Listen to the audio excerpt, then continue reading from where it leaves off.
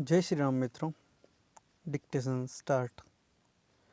उच्चतम न्यायालय ने अभी निर्धारित किया है कि उक्त मामले में अभियुक्त धारा 428 के अधीन मुजराई का फायदा लेने का हकदार था यदि किसी करवासित को एक निश्चित अवधि की फरलों पर छोड़ा गया है और वह इस अवधि की समाप्ति के बाद स्वयं को अभ्यर्पित नहीं करता है तो उसके कारावास की अवधि गिरफ्तारी के दिन से प्रारंभ होगी। कारावास की अवधि इस आधार पर समाप्त नहीं मानी जाएगी कि उसके कारावास के दंड की अवधि पूरी हो चुकी है तथा वह गिरफ्तार नहीं किया गया। जहां अभियुक्त को हत्या तथा नशाखोरी के लिए अलग अलग अपराधों के लिए दोष सिद्ध किया गया है और उसे हत्या के अपराध के विचारण के लिए निरुद्ध रखा गया है तथा नशाखोरी के अपराध के मामले में ऐसा मुजरा की मांग नहीं कर सकेगा। रफ़ीक अहमद रहमान बनाम महाराष्ट्र राज्य 1978 के मामले में यह बात कही गई है।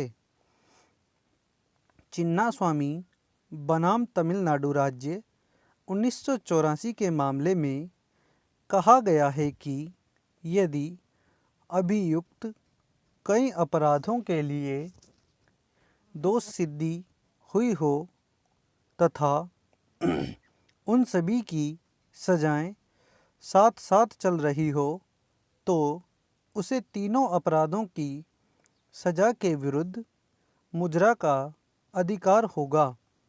विचारण और अन्वेषण की अवधि में अभियुक्त यदि उतने समय तक कारागार में निरुद्ध होता है जितने समय का उसे दोष सिद्धि होने पर दंडादेश किया गया है तो ऐसी परिस्थिति में अभियुक्त को किसी भी अवधि के लिए परिरुद्ध नहीं रखा जा सकता है।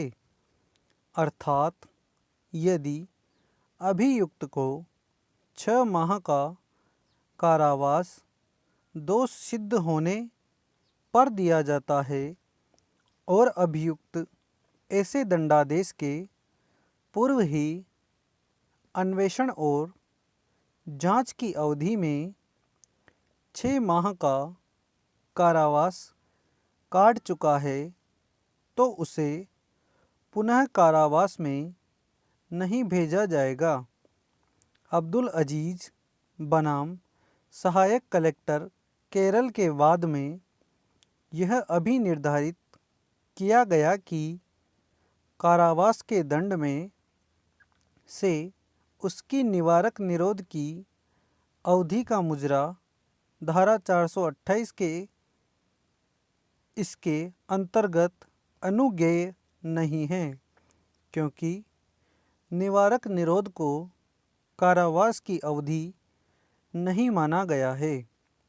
किसी भी व्यक्ति को निवारक निरोध के अंतर्गत कारावास इसलिए नहीं भेजा जाता है क्योंकि उसे कोई दंडादेश दिया गया है, अपितु उसे कारावास में इसलिए भेजा जाता है क्योंकि राज्य उसके संदर्भ में उसके द्वारा किसी अपराध के घटित होने का संदेह रखता है तथा निवारक निरोध कानून अपराधों को रोकने के लिए होता है तथा कोई दंडादेश किसी व्यक्ति द्वारा किए गए अपराध के पश्चात दिया जाता है।